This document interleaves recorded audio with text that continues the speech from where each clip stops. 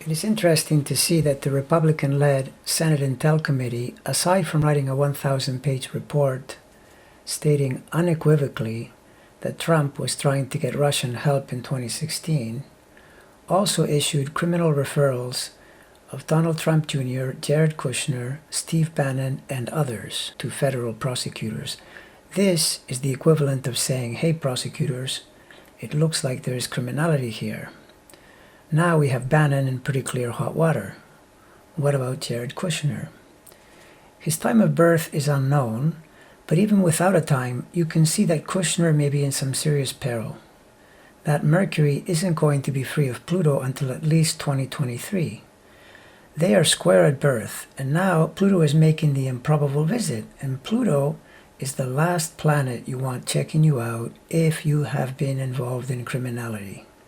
Beyond that, the Neptune in Sagittarius goes for a 2-year ride starting next year as it gets squared by transiting Neptune in 2021 and 2022, and there's a decent chance it's a dangerous planet the closer the natal square is to the natal moon.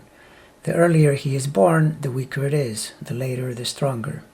If he is born late in the day, he has a pretty nasty planet twofer moving in through 21 and 22 by way of Neptune and Pluto transits. Finally, using the limited view we have with no birth time, we can still see that Saturn is going to sit on that Mars next year, which also tends to be tough if you're beating back legal issues that are based on real facts. Beyond this, we'd have to look at what the ascendant is doing, which could mean even further trouble.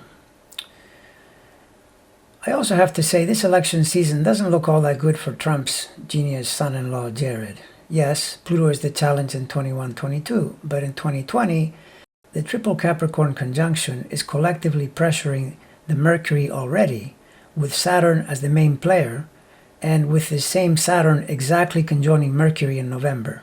Coming from Libra, a sign in square to Capricorn, doesn't generally make for a happy, harmonious conjunction. Bottom line, while Kushner's chart doesn't seem as assailed as Donald Trump's, there is plenty to worry about here, even without knowing his birth time.